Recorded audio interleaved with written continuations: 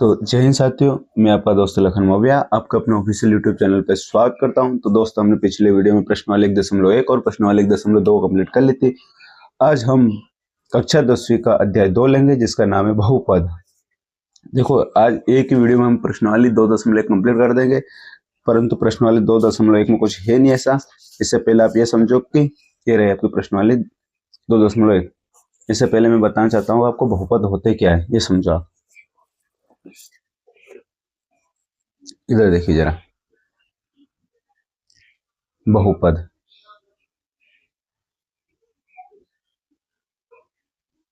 देखो, बहुपद चर और अचर से मिलकर बनता है। किससे मिलकर बनता है?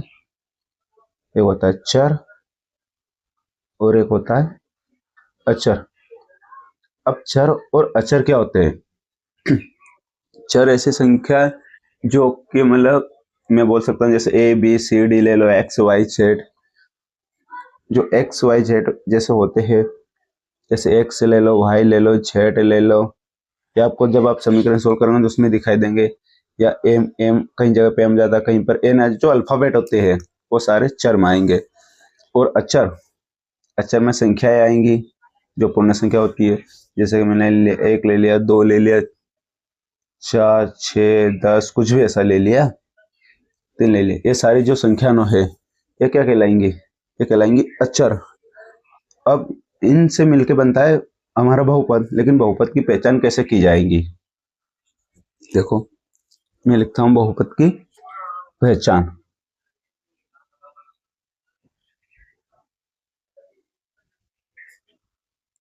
बहुपद की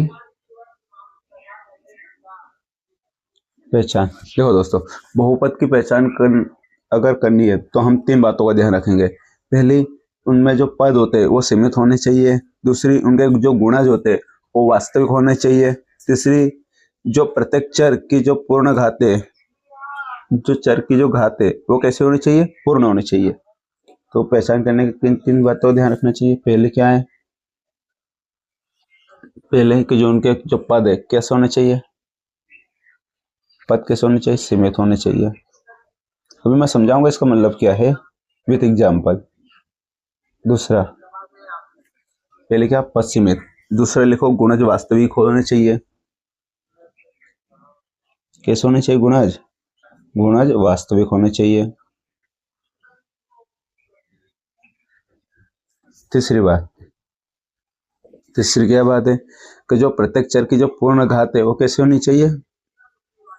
प्रत्येक चर की जो घात पूर्ण होनी चाहिए। प्रत्येक चर की, चर क्या होते हैं जो मैंने अभी समझाया था, ये इनको चर बोलते हैं। तो इनकी जो घात चढ़ेगी वो कैसे होनी चाहिए? पूर्ण होनी चाहिए। तो प्रत्येक चर की पूर्ण घात होनी चाहिए।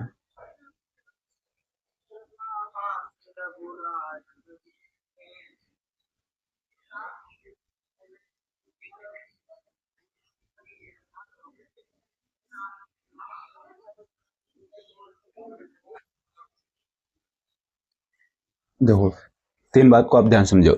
पहले, पहले क्या बोली मैंने? ये वाले कि पद कैसे होने चाहिए? सीमित होने चाहिए। पद कैसे होने चाहिए? पद सीमित होने चाहिए। दूसरा, उनके जो गुणज है वो वास्तविक होने चाहिए। तीसरा, प्रत्येक चर की पूर्ण घात होनी चाहिए। देखो, मैं तो एग्जाम्पल नीचे यही समझा देता हूँ, आपको समझ में आ जाएगा। मान लो जैसे मैंने कौन सी समीकरण ले ली, समीकरण नहीं, बहुपद ही लेते। समीकरण के बराबर जीरो आ जाता। बहुपद समझा रहे, बहुपद ही समझा आप। मान लो जैसे मैंने कौन सा ले लिया, 6x² प्लस का 5x प्लस का 3। ये क्या है? बहुपद है। अगर इसके बराबर में जीरो लगा दूंगा तो समीकरण बन जाएगी। अगर बराबर में जीरो नहीं लगा तो क्या है? बहुपद है। देखो, पहला, पद सीमित होने चाहिए। पद सीमित, इसमें पद सीमित देखो कैसे, ये एक पद यहाँ से यहाँ तक का, फिर ये 2 पद, ये तीसरा पद, पद सीमित है। फिर गुणज वास्तविक होने चाहिए।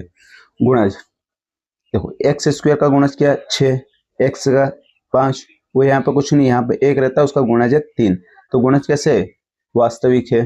जिसके बाद प्रत्येक चर की पूर्ण घात होनी चाहिए। प्रत्येक चर, चर क्या यहाँ पर है? x है। x की घात क्या है? 2 है। तो ये क्या होती है? पूर्ण घात। देखो, पूर्ण घात का मतलब क्या होता है? 1 2 4 3 ऐसे जो संख्या होती है वो घात होनी चाहिए, ठीक है। और x देखो यहाँ पर x का कुछ भी नहीं दिख रहा है, इसका मतलब है x की घात 1 है। आपको समझ में आ गया होगा। अब हम पढ़ते हैं बहुपद कितने प्रकार के होते हैं। देखो ये भी समझ लो, काम की चीज है, आपको जो काम की चीज है वो बता रहा हूँ। देखो बहुपद के बारे में अगर पढ़ने जाए तो बहुत बड़ा है ये, इससे पूरा 1 घंटे से ज्यादा वीडियो बन जाएगा, पर कुछ काम की नहीं, आपका 10th लेवल का जितना उतना आप समझ लो। देखो बहुपद एक पदीय, द्विपदीय, त्रिपदीय होता है, उसे समझो, मैं समझाता हूँ। मान लो जैसे मैंने एग्जाम्पल लिखा,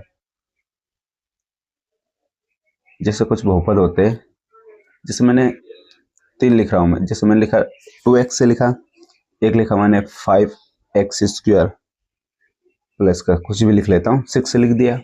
मान लो ये पहला है, ये दूसरा है, और ये तीसरा 6x² प्लस का 5x प्लस का 2, ऐसा कुछ भी लिख लो आप, जरा समझो। जो 2x है, अभी मैंने समझाया था कि पद सीमित होने चाहिए, इसमें कितने पद है, एक ही पद है, तो ये कैसा रहेगा, ये हो जाएगा हमारा एक पदीय। कैसा बनेगा, एक एक पदीय। और एक पदी को क्या बोलते हैं हम, एक पदी को हम बोलते हैं रैखिक बहुपद।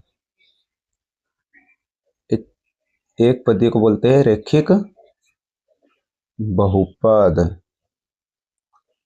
आपको समझ में आएगा।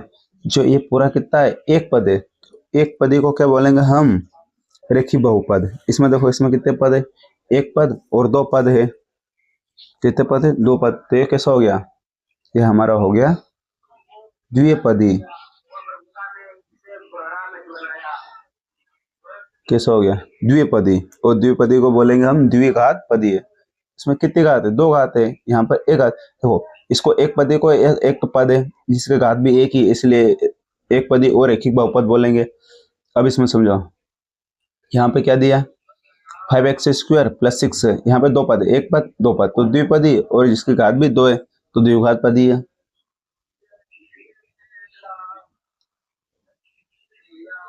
द्विघात बहुपद, ठीक है। इसको समझो। अब इसमें आप देखो कितने पद है, एक पद, 2 पद और एक कितना हो गया, 3 पद। तो ये कैसा 3 पदी है, ये हो जाएगा त्रिपदी। कैसा हो जाएगा, त्रिपदी। और त्रिपदी मतलब कि त्रिघात पदी है, त्रिघात बहुपद। देखो इसमें 3 घात, एक से घात 2, यहाँ पे एक से घात 1, तो हो ना 3 घात, तो इसलिए त्रिघात पदी है। अब हम पढ़ते हैं प्रश्न वाले 1.1, सॉरी प्रश्न वाले 2.1। चलिए देखो, ये रहा प्रश्न वाली 2.1। अब देखो इसका क्वेश्चन क्या लिखे है, इसमें लिखा है कि किसी भी, देखना जरा क्या लिखा है, कि किसी बहुपद px के लिए, अब px देखो x का बोला है उन्होंने, x ये वाला x, ये y है, ये x है, ये x है, ये y है। तो px के लिए y बराबर px, y बराबर क्या है, px का ग्राफ नीचे आकृति 2.10, ये आकृति 2.10 में दिया। प्रत्येक स्थिति में px के शून्य की संख्या, हमें क्या बताना, px में शून्य की संख्या बताना, ठीक है। तो देखो इसको मैं यही समझा देता हूं। इसमें ये पूछा गया है कि जो ये वाली लाइन है कितनी बार इनको इन्होंने काटा है, ठीक है। देखो जरा आप, देखो जरा इधर, देखो जो पहला क्वेश्चन क्या है हमारा,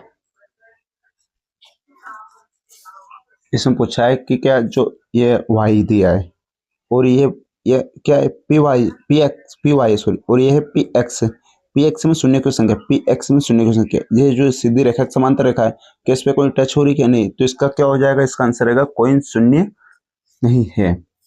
चलो लिख लेते, इधर देखो मैं लिख देता हूं, ये है पहले का, पहले का में आंसर क्या आ जाएगा, ऐसे हल करके लिखना है आपको, कोई शून्य नहीं है। कोई शून्य नहीं है, ठीक है।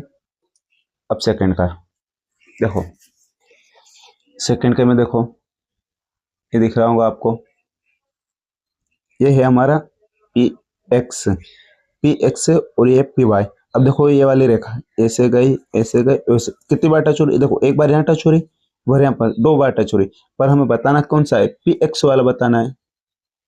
अगर हमें पी एक्स वाला बताना है ना, तो पी एक्स ये वाला एक्स, इस पे देखो कितनी बार टच हो, एक बार, तो इसका आंसर क्या रहेगा, एक। इसका हल क्या हो जाएगा, इसका सिर्फ ऐसे लिखना है आपको, एक, बस ये आंसर है। ये छोटे से प्रश्न वाली है, बस आपको समझना है कि कैसे क्या आ रहा है इसमें। अब इसमें देखो प्रश्न क्रमांक तीसरा, देखो ध्यान से देखना जरा, ये क्या लिखा है, ये एक्स, एक्स पे देखना हमें, तो ऐसे गई यहाँ पर टच हो रही, फिर यहाँ पर टच हो रही, फिर इधर आई यहाँ पर, देखो ये वाला काउंट नहीं होगा, क्यों, क्योंकि ये वाई है, वो हमें एक्स वाले जो जितनी बार एक्स पे जो टच होगा वही वाला काउंट करना है, तो 1 2 3, इसका आंसर क्या जाएगा, 3।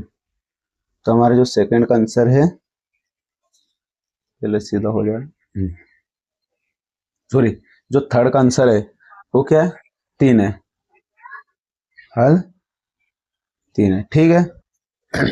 देखो अब आप जरा देखो फोर्थ नंबर वाला, ध्यान से देखना जरा, ये एक्स वाला है और ये वाई वाला, हमें एक जो एक्स पे कितनी बार कट हो रहा है उसको काउंट करना है। तो एक्स का देखो यहाँ पर एक बार और यहाँ पर 2 बार, कितनी बार हुआ, 2 बार।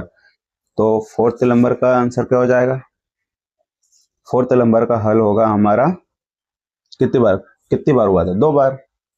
अरे ये रहा यहाँ पर 1 बार और ये रहा 2 बार, ठीक है, तो इसका हल हो जाएगा 2, ठीक है। फिर देखो आप 5वें नंबर का, इसको देखना जरा ध्यान से, देखना जरा गिनना कितनी बार है, ये एक्स पे गिनना में हो, ये वाई वाला काउंट नहीं करना, एक्स वाले काउंट करना है। जरा देखो ये मैं कर देता हूँ सही से, आपको दिखाई दे रहा होगा, हाँ 1 बार 2 बार 3 बार और 4 बार, दिख रहा है ना, 1 बार 2 बार 3 बार और 4 बार। तो इसका हल क्या हो जाएगा, इसका हल होगा हमारा 4, ठीक है। और लास्ट वाला है 6 नंबर का, देखो लास्ट वाला भी देख लो, काउंट करो आप खुद, कोशिश करो कितनी बार होगा, 1 फिर 2 फिर 3, तो इसका आंसर आ जाएगा, इसका आंसर क्या आ जाएगा, 3, ठीक है। तो दोस्तों प्रश्न वाले 2.1 बस खत्म हुई, इतने छोटे से थी। हम अगले वीडियो में प्रश्न वाले 2.2 को पढ़ेंगे, जो कि अच्छी प्रश्न वाले, उससे क्वेश्चन भी पूछे जाते हैं। अगर आपको वीडियो अच्छा लगा तो लाइक करें, शेयर करें, सब्सक्राइब करें, और हाँ कमेंट करना ना भूलें, क्योंकि कमेंट करने से हमें पता चल जाता है कि कैसे क्या वीडियो बना रहा हूँ। अगर कुछ गलती है तो आप कमेंट करके बता सकते हो, अच्छा है क्या गलत है आप कमेंट करके जरूर बताएं, और अपने मित्रों को जरूर शेयर करें। सो धन्यवाद, थैंक यू।